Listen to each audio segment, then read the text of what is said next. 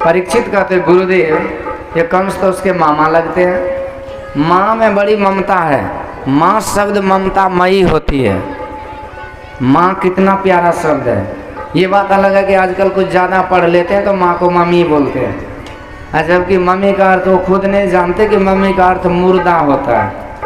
तो आपकी माँ लाश है कि जीवित है? तो यदि जीवित है तो मम्मी छोड़ के माँ बोलना चाहिए। पिताजी पूजनीय होते हैं, पितृ देवो भव, पिताजी देवतुल्य होते हैं और उसको बोलते हैं dad. Hi dad, how are you doing. Dead मतलब मुर्दा होता है कि ना, डेड बॉडी। अब पिताजी जिंदे हैं कि मुर्दे हैं, इसलिए उसको पिताजी बोलना चाहिए प्यार से। इसके बाद जब पढ़ लिख करके आते हैं तो हाथ मिलाते हैं, जब उधर से पढ़ के तैयारी करके हैं ना, हाथ मिलाएंगे जो विदेशी स्टाइल है। Hi dad, how are you doing, हाथ मिला के हिलाते हैं। अच्छा बोलिए हाथ किससे मिलाया जाता है? हाथ जो अखाड़ा में पहलवान होते हैं ना, तो एक दूसरे पहलवान से हाथ मिला के झमारते हैं भाई किस में कितना ताकत है। तो आपको पढ़ने भेजा था कि पहलवानी करने भेजा था? आप आकर के हाथ मिला रहे हैं। तो माता पिता को चरण वंदन करना चाहिए, न कि हाथ मिला के हाय बाय करना चाहिए। तो माँ बड़ा ममतामयी शब्द है। होगा किसी संस्कृति में हाथ मिलाना, हमको क्या रखा है। आज तो ऐसी नौबत आ गई कि सारी दुनिया कहते कि भारतीय संस्कृति बढ़िया है भैया, कैसे राम राम कर लो, न मिलना न जुलना, न कोई वायरस फैलेगा। क्योंकि आजकल ऐसी बीमारी आती है कि 3 हाथ का डब्बू में डंटी लगा के तब दाल परोसा जाता कि कहीं वायरस न आ जाए। तो संत महापुरुष तो पहले से ही समझा दिए, तुमको सटने कौन बोला था, तुम अलग से ही प्रणाम कर लो।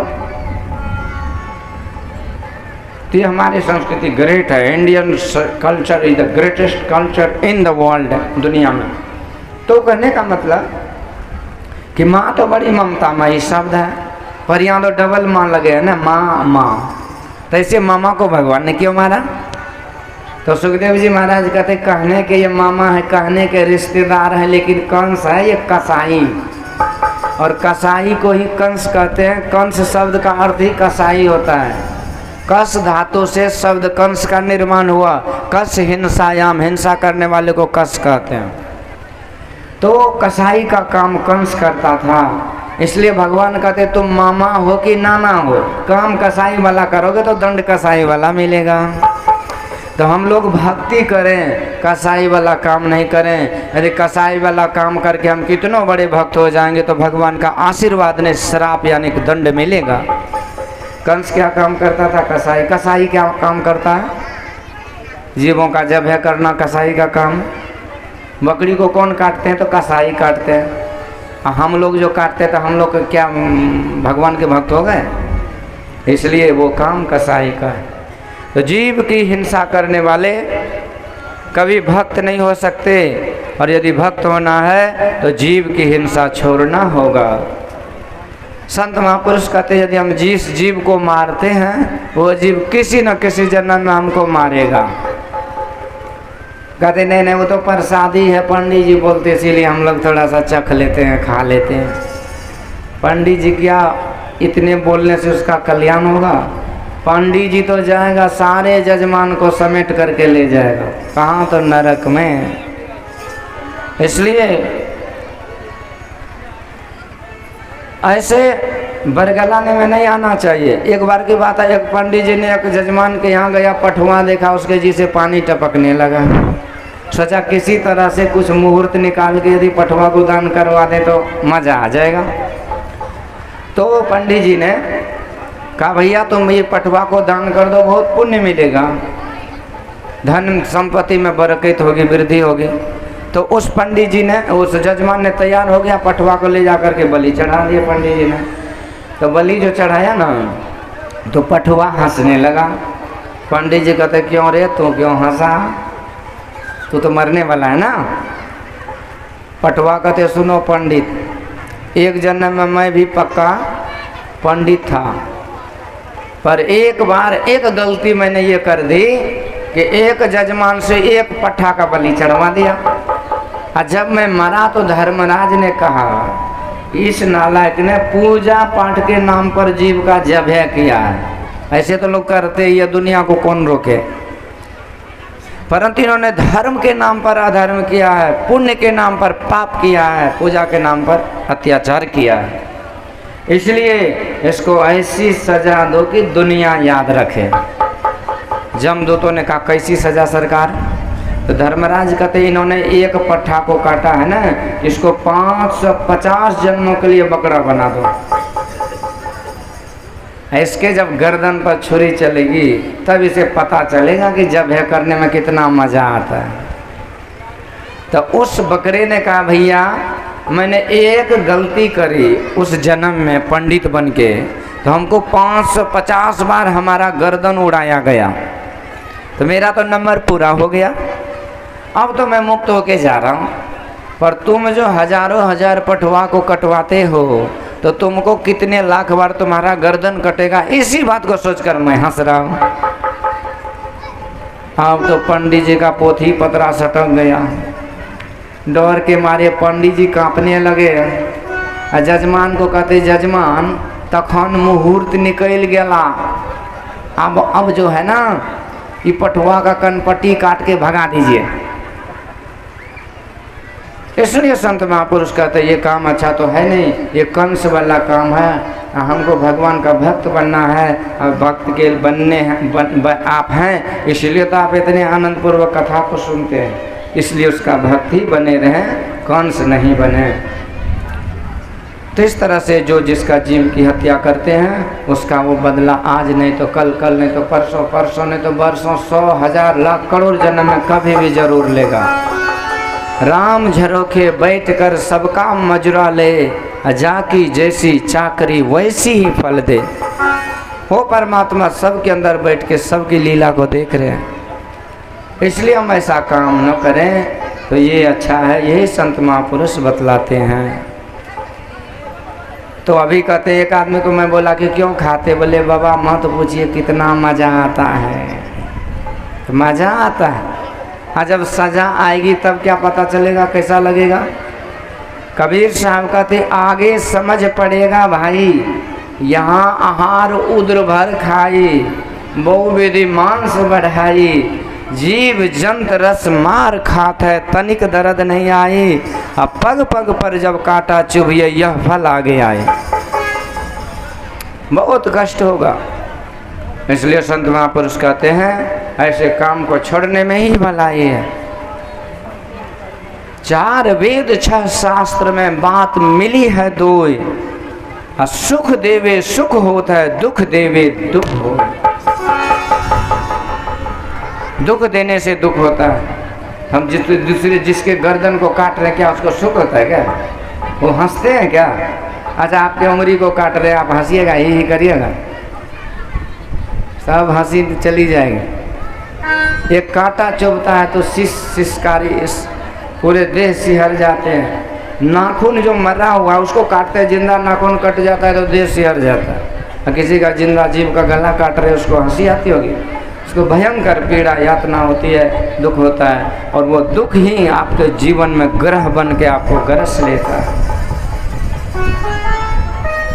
कहते हम मारते हैं जीव को, वो देखने थोड़े आता है, सब हिसाब किताब है। एक बार एक मछुआ मछली मार रहा था, भगवान यात्रा अर्जुन के साथ जा रहे थे। अर्जुन लगे हाथ पूछ दिए सरकार ये मछुआ अकेले हजारों मछलियों को जाल फेंक फेंक के मारता रहता है, जीवन भर मारेगा, तो ये हजारों लाखों मछलियां एक साथ इस मछुआ से बदला कैसे लेंगे?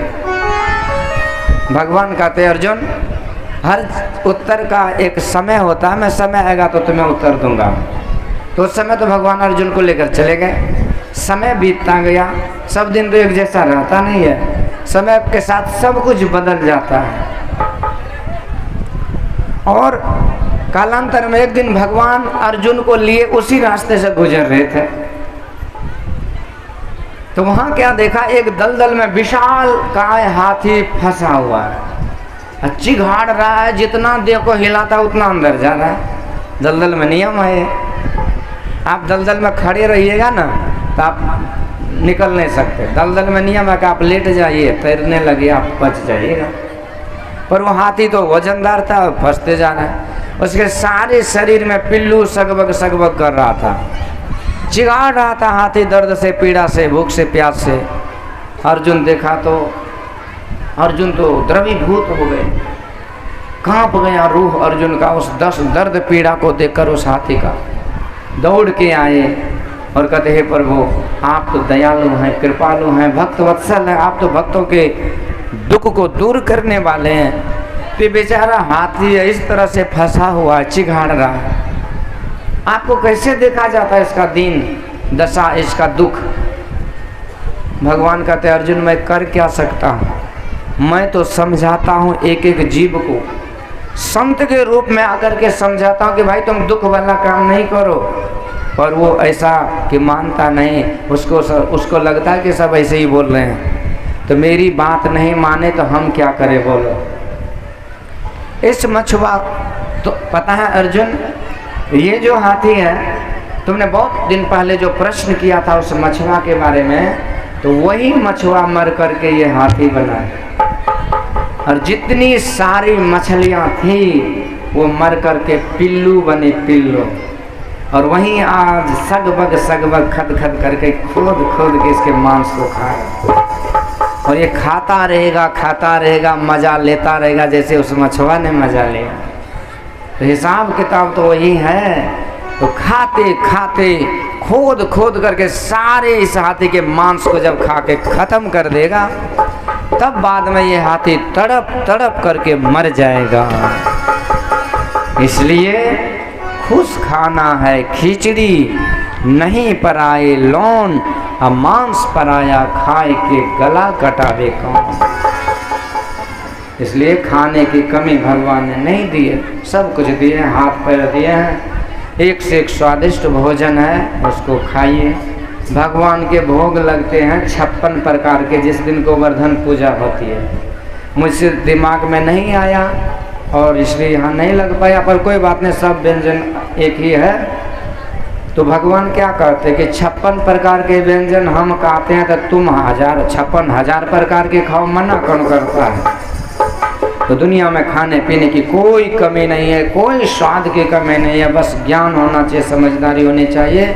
ऐसा कुछ नहीं है कि मीठ मछली में स्वाद भरे हुए। तो ये हमको किसी जन्म का कुसंस्कार है जो हमारा पीछा कर रहा है और हम गलत चीज़ को सही मान रहे हैं। इसलिए संत महापुरुष कहते कुसंस्कार को छोड़िए, तो मांस मछलिया भोजन त्यागो, सतगुण खान पान में पागो, खान पान को प्रथम समारो, और तब रस रस अवगुण सब मारो। इसलिए आज भगवान ने इस कंस को उद्धार किया। इसलिए हम लोगों को, अच्छा किसको कंस बनना, हाथ उठाइए जल्दी से, आप लोग होशियार हो जाए। होशियार तो थे ही, कभी कभी भूल चूक हो जाती है। अच्छा कृष्ण भगवान का सखा किसको बनना, हाथ उठाइए। इसमें भी कोई आपत्ति है क्या, हाथ उठाने में भारी लग रहा है। धोबी का गधा, न घर का, न घाट का, न इधर न उधर। मतलब एक आदमी को हम बोले सच बोलते हैं, तो बोला नहीं, न सच बोलते हैं न झूठ के पास जाते हैं। तो क्या करते हो। इसलिए कहने का मतलब कृष्ण भगवान के सखा का मतलब है कि वैष्णव होइए, वही है भगवान के भक्त, वही है गुरु के भक्त। इस तरह से भगवान ने आज कंस मामा का उद्धार किया। इसके साथ ये भगवान गुरुकुल आते हैं और गुरुकुल की शिक्षा लेकर जब वापस आते हैं, तो जरासंध जो कंस का ससुर था, उसको जब पता चला कि मेरे दामाद को उसने मार दिया, तो एकाएक मथुरा पर आक्रमण कर दिए, चारों तरफ से सैन्य शक्ति के साथ घेर लिए मथुरा को।